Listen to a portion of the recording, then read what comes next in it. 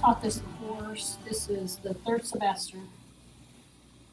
I think it'll be the second or third semester. Third semester that I've taught this course. It's nursing in leadership and healthcare organizations.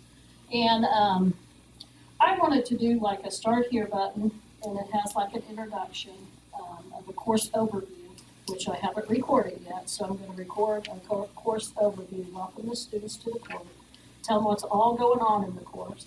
And then also I have an introduce yourself, and there's points attached to this. In the past, I've had them, no points attached to it. Some students do it, some students don't.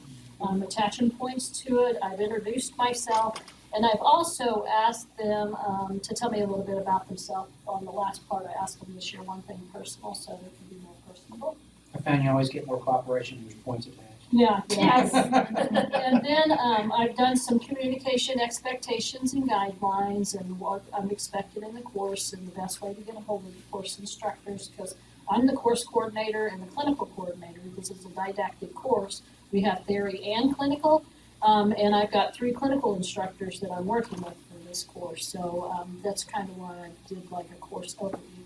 And here I have this linked so that when they click on this download course syllabus and event calendar, it actually pulls up the course syllabus. It pulls up the course event calendar. I'm just going to open this. And this is what my calendar looks like, and I've got it separated to where it says days, and then I've got like when the assignment to do. And I realized that each time I do this, I'm going to have to change the dates, which that's what I've always done in the past when I've taught courses face-to-face also. And it keeps me on track when I do the dates and things like that. And I include it when they need to do their cross-post, things like that.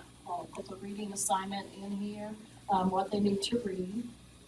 And then over here is like the learning activities that they might need to do and what they need to do done. I have an assessment map,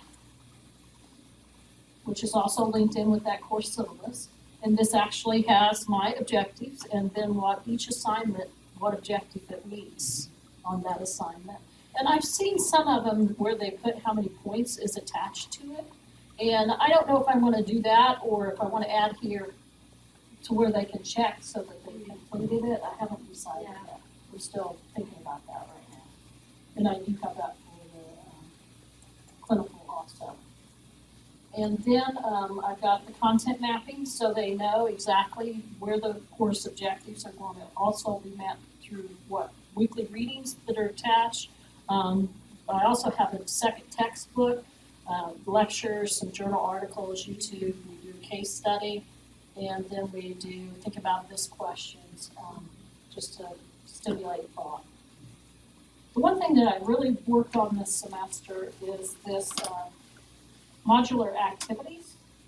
And what I've done with this is I've taken each module, I've got like, I think it's 6 modules, instead of calling 1, 2, 3, 4, 5, 6, I wanted to call them A, B, C, D, because it's different weeks or more than covered in more than one module. So what I've done is I put the topic on my clinical checklist. I have 6 different topic areas. And so I thought, well, I'll organize the theory portion to the clinical document so that the students know that this is how we're flowing through the content. And these are sub-objectives. These are not the course objectives. These are each module objectives. I've also put down the reading assignments per week, like 1, 2, and 3, and then what lecture they need to listen to. And then I've also done what activities are due that week and what they need to do for those activities. And I've done that for each module and tied it all into one document. And then this is something I added last week, or actually one of my Sunday night, something like that. And I pulled it out of the course syllabus because I wanted them to have something to check off so they could track their points. So they can actually print this off. This is how many points it's worth.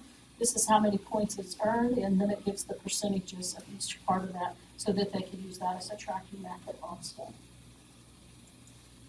And that is under the syllabus and calendar, which is also under the start here, and it's also here under the syllabus and calendar so that they can get it, and it's all linked together so that if I change one, it changes it all.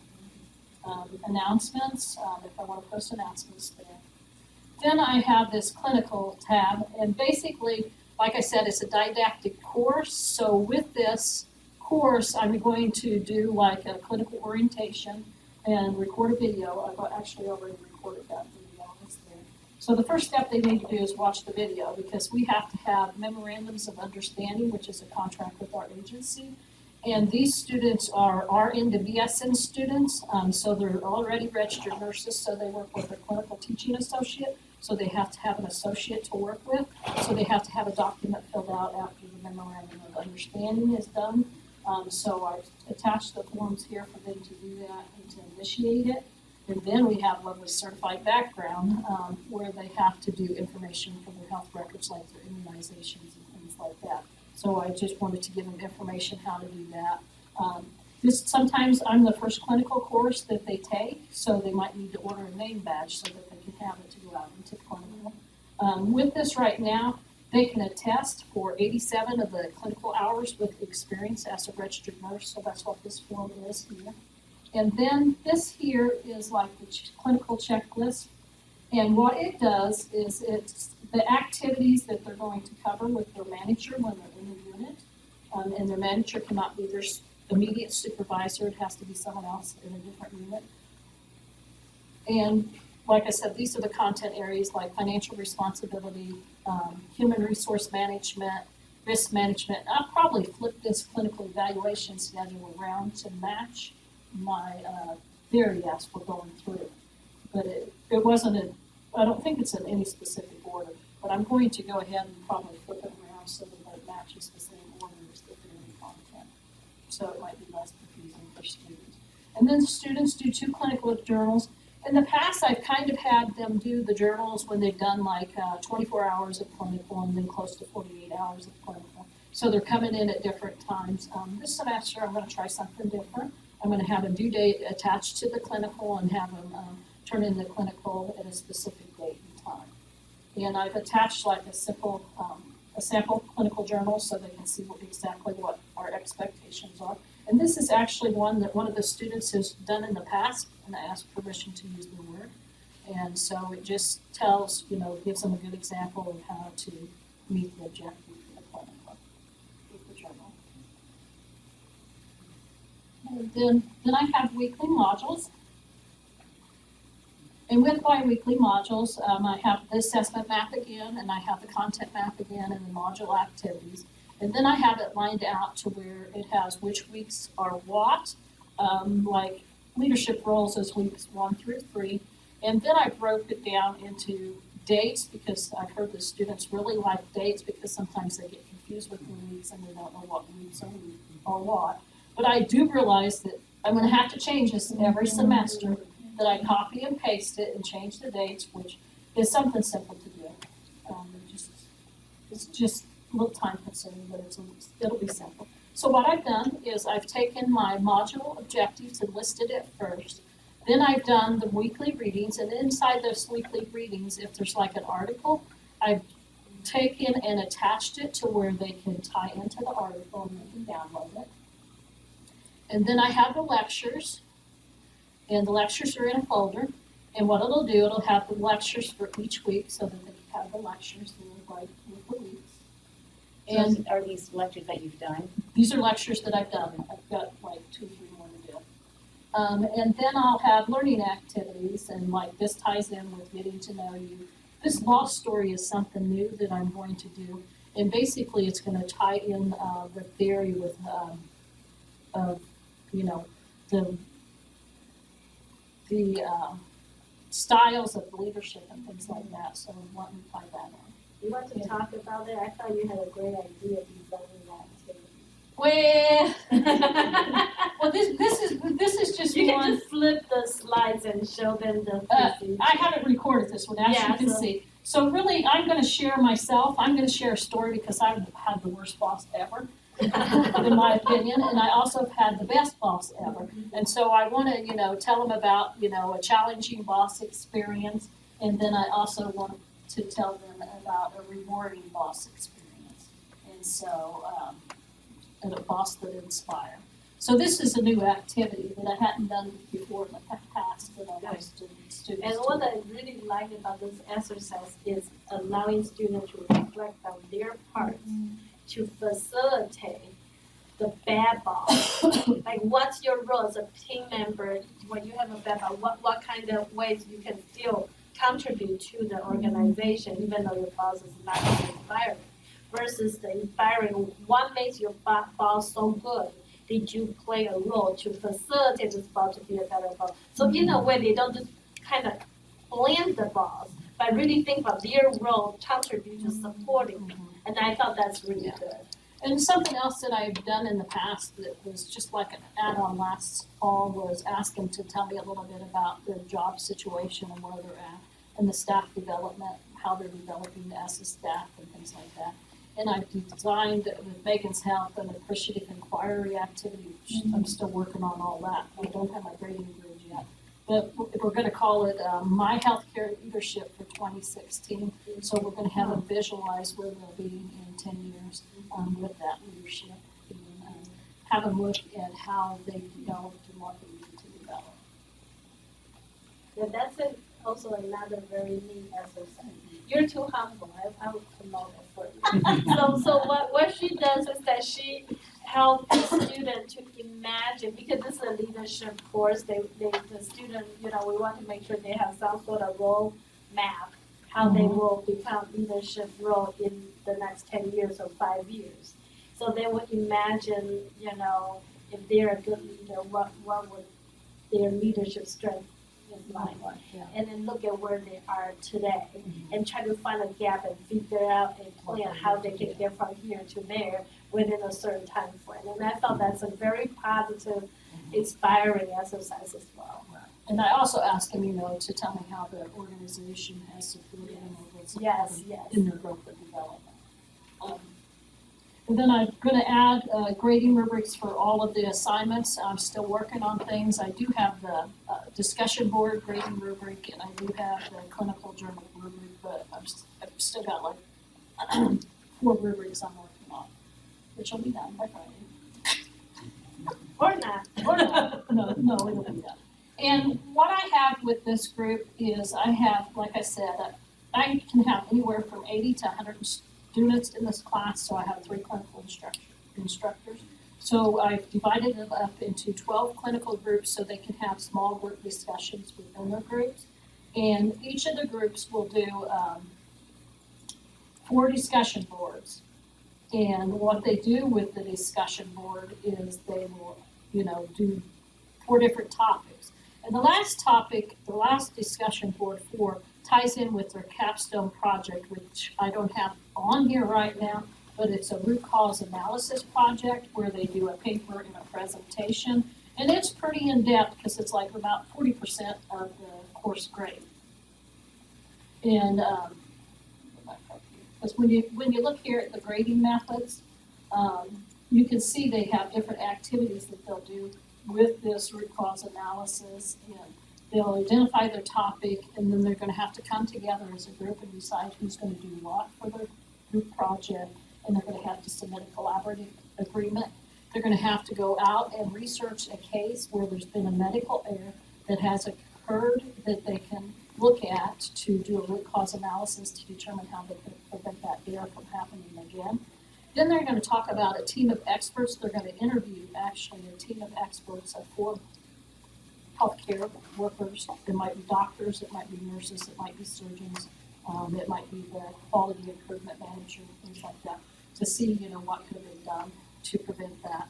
I'm asking them to do an outline so that I can see where they're at on the paper, and then I'm going to have them submit a draft of the paper so I can give them some feedback, and then they're going to do their paper. And then they'll do a presentation of the whole process and tell how they went through it and what they discovered with this process.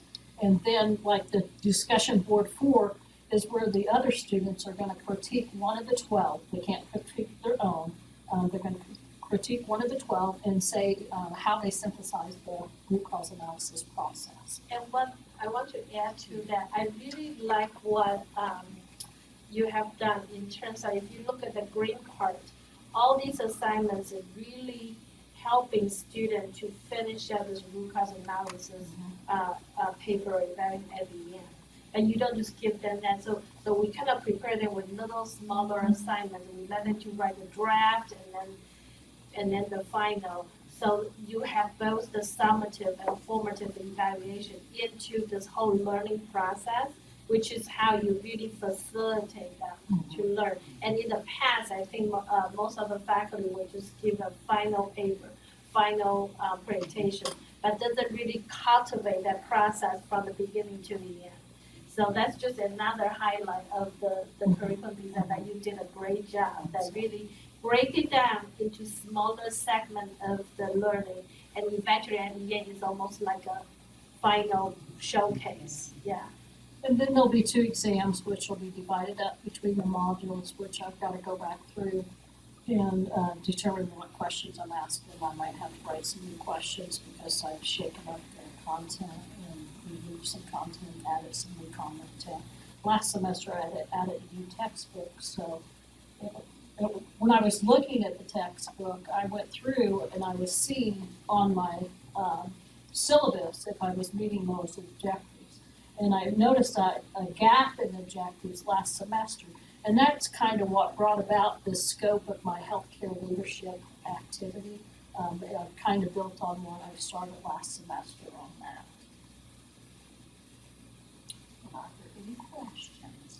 I'm very impressed. It's very organized, Charlotte. You did a great job of organizing. How did you get your keys over there glued like that? Well, that's a Megan thing. No, Megan, you figured it out. Let me show you. So do you remember how we did that? We go down here to customization, Good job. and then you go to teaching style, Okay. or it might be properties. I think Teaching it's, style. Teaching Okay. style. I mean, intuitively, I will think of Okay. property. Then you go to, I think you clicked on the properties. I think it's Properties. teaching style. Teaching Properties. style. It's teaching style. And then you can look in here at all of these, Wes, and you can decide what you want. Yeah. And then you can do a preview, see if that's what you want. Yeah.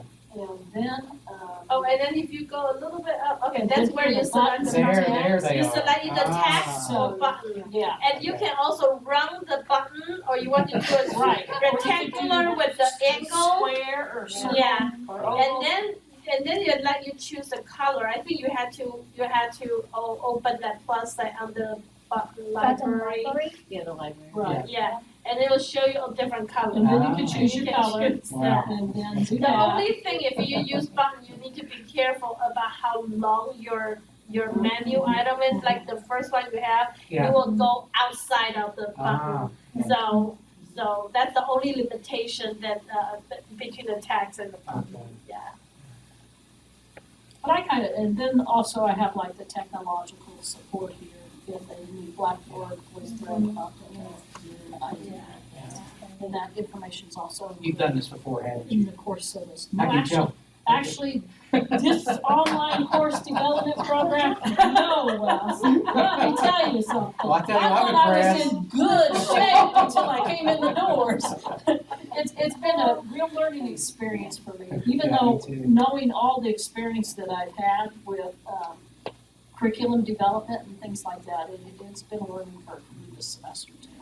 So talk about what has changed in terms of your perspective in online teaching. I think that probably the thing that's changed and what everybody has said is looking at it through the eyes of the student and then that being able to navigate through and look at stuff. Because I encourage, I don't know how many faculty I've encouraged to come over here to listen to this is how I teach or check out the online course development program. Because they're like, well, I don't know how to do this, I don't know how to do that. And I'm like, well, if you go to This Is How I Teach, they kind of talk about it. So it's just like, and I like to teach, but it's like, there's resources over there. But it's, like I said, it's been a learning experience, and you said you spent 80 hours, I know I spent Oh, 80 yeah. hours also. With There's no doubt in my mind. Yeah. And she says at least 60, and I know, because like you said, there was days that I sat down and I worked 8 hours on it at a Yeah. time. Yeah. And I'm not done. I've still got, my grading grids to write, I've still got the tests to write, I've still got the activities to finish writing up, and I've still got stuff to report.